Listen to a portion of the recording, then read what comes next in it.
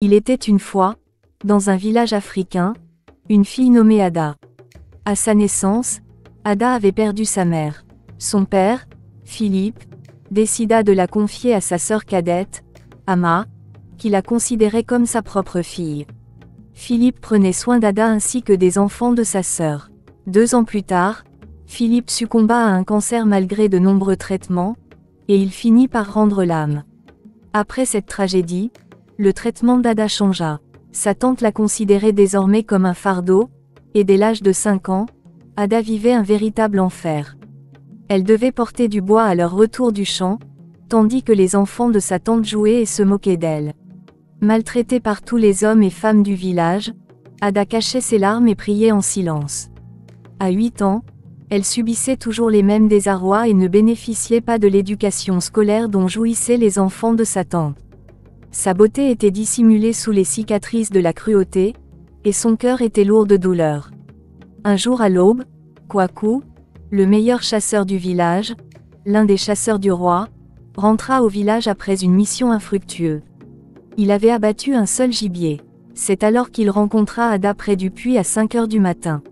Les yeux de Kwaku se posèrent sur elle, frappé par sa force intérieure et son courage.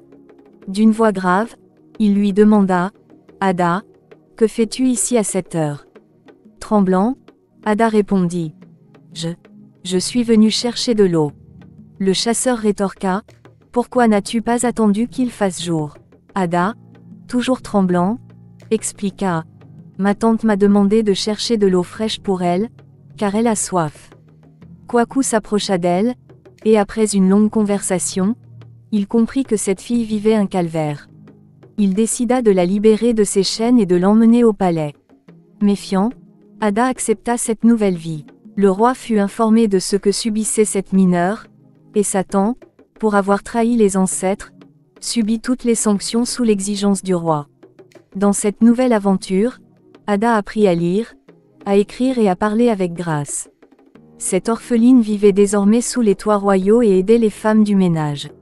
10 ans plus tard, l'unique fils du roi, le prince Kofi, destiné à hériter du trône du royaume, revint au royaume après avoir terminé ses études primaires, secondaires et universitaires. Il avait obtenu son master. Son père lui demanda de rentrer au royaume pour choisir la future reine. À cette occasion, le roi réunit toutes les jeunes filles du village pour permettre au prince de faire son choix. Une semaine après son arrivée, le prince fit connaissance avec toutes les jeunes filles sélectionnées. Cependant, il n'éprouvait rien de particulier pour elles. Un jour, en sortant du palais, il aperçut une jeune fille parmi les femmes de ménage. Elle attira aussitôt son attention. Il s'approcha d'elle et lui demanda, « Comment t'appelles-tu » D'une voix calme, elle répondit, « Ada ». Le prince Kofi demanda alors, « Pourquoi n'as-tu pas été sélectionnée parmi les filles ?»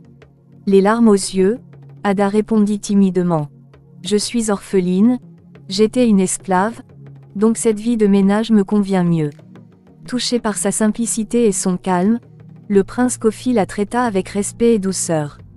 Ils se rencontrèrent chaque jour en cachette, et leur amitié se transforma en amour. Ada lui raconta son histoire, révélant comment elle avait perdu ses parents, comment elle avait survécu au traitement maladroit de sa tante, et comment le chasseur Kwaku l'avait rencontrée pour l'envoyer au palais. Kofi décida de l'épouser, peu importe ce que diraient les autres. Mais son père, le roi, s'y opposa. Il voulait que Kofi épouse l'une des jeunes filles qu'il avait sélectionnées.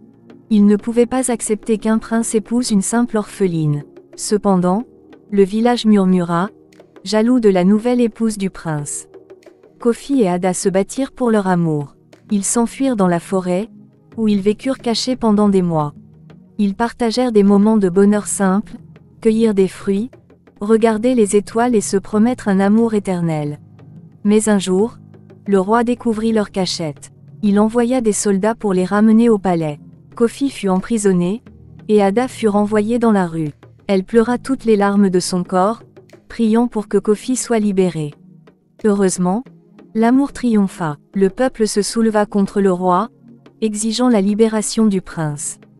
Kofi revint vers Ada, et ils se marièrent en secret. Le roi, vaincu, finit par accepter leur amour. Un jour, Ada découvrit un secret troublant. Toutes les jeunes filles du village étaient enceintes. Le prince Kofi était le père de chacun de leurs enfants. Ada était choquée et triste. Elle se demanda pourquoi le prince avait agi ainsi. Elle confronta le prince, et il lui révéla la vérité. Il avait agi ainsi pour protéger le village. Une prophétie disait qu'un enfant né de l'amour d'un prince et d'une femme esclave sauverait le royaume d'une grande calamité. Ada était cette femme. Elle comprit alors que sa souffrance avait un but plus grand. Elle porta l'enfant du prince, et le village la respecta enfin. Ada devint l'épouse du prince Kofi, et ensemble, ils élevèrent leur enfant avec amour. Cette histoire nous rappelle que l'amour véritable ne connaît pas de barrières. Peu importe notre origine, notre statut social ou nos richesses, l'amour peut tout surmonter. Et dans ce petit royaume africain, le prince et l'orpheline prouvèrent que l'amour est la plus grande richesse de toutes. Si cette histoire vous a plu, dites-moi depuis quel pays vous l'écoutez. Si vous avez d'autres demandes ou si vous souhaitez en savoir plus, n'hésitez pas à me le faire savoir.